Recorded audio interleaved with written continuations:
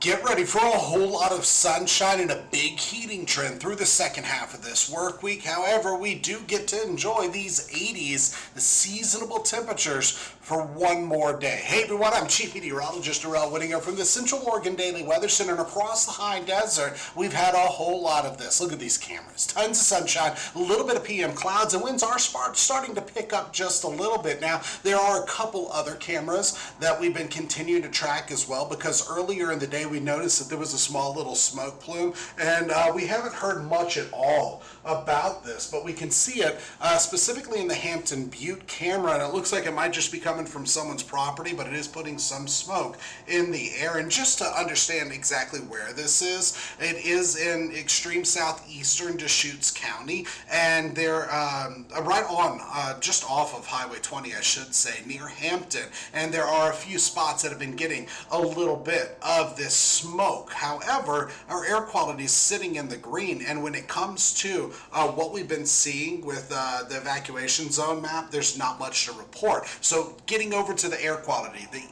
DEQ part of the map, everything that's on the surface is been in the green. Good air quality, as well as all the real-time sensors from eSpace Labs. eSpace is a local company located in Bend. I even checked the purple air sensors. Most of them are showing green as well. There are a few outliers, and under a broad ridge of high pressure, there is tons of sunshine across central Oregon and most of the state. Some shower activity over the far eastern portions of the state, a little bit of thunderstorm activity in northern Idaho going into Montana as well.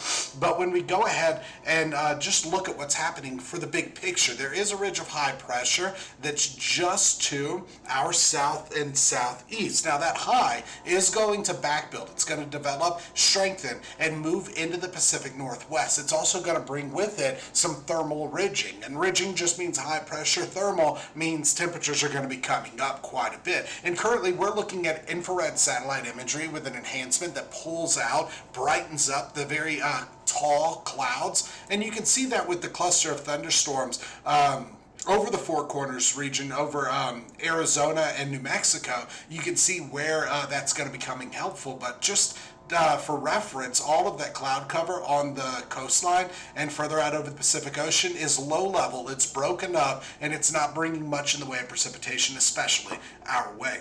Looking even further at the bigger picture, there's a very big low pressure system out over the Pacific Ocean, and another high that's centered just between that low pressure and the trough that's going to be moving out of our area. Meanwhile, when it comes to water vapor imagery, this shows how dry or how moist the air is overhead, and we have a very dry air mass that's only going to continue to center itself over the high desert even more. So that means each day fewer clouds are expected.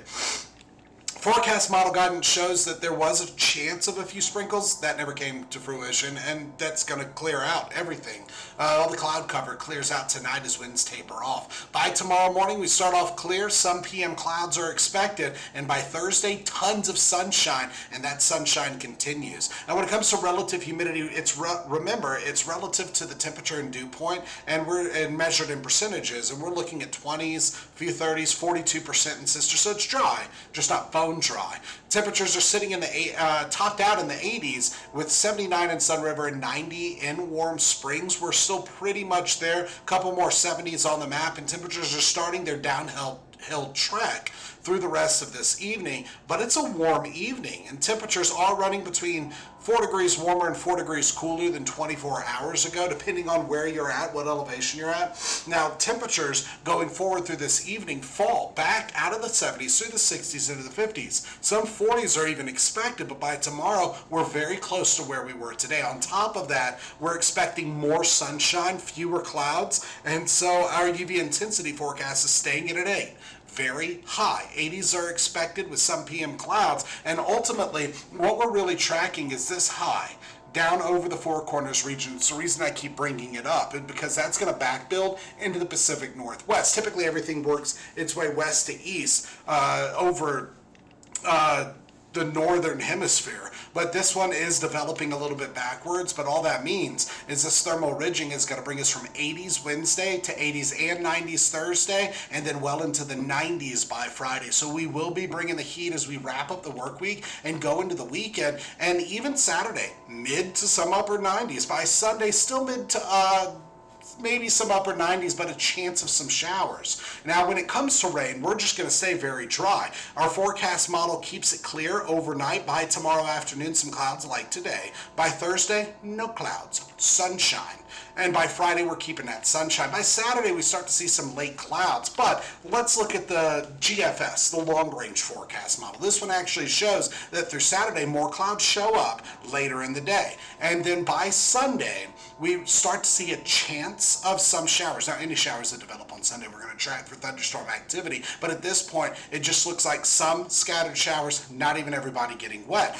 And then going forward through Monday and Tuesday, we're keeping some of the cloud cover, not having much at all in the way of precipitation, though. So between now and all the way through Wednesday, through Thursday, through Friday, we are staying very dry. Meanwhile, winds are gusting at 20 plus miles per hour for a few parts of the high desert. Sorry, allergies are bothering me this afternoon. Actual wind speeds are more like 8 to 14 miles per hour. Could be picking up a little bit more during the next couple of hours, becoming breezy. Some of those gusts between 20 and 25 miles per hour for the high desert. Then back to a light breeze overnight, and then by Wednesday, we're looking at breezy at times. Same thing on Thursday. So we're keeping this summertime pattern of dry conditions, tons of sunshine, a little bit of cloud cover, no rain in sight, and PM winds becoming breezy, mostly in the late afternoon, getting into the evening hours. So for tonight, 50s and several spots actually dipping into the 40s. By Wednesday, 80s, a few 90s and a couple 70s possible, and then we start to heat up on Thursday. We continue to heat up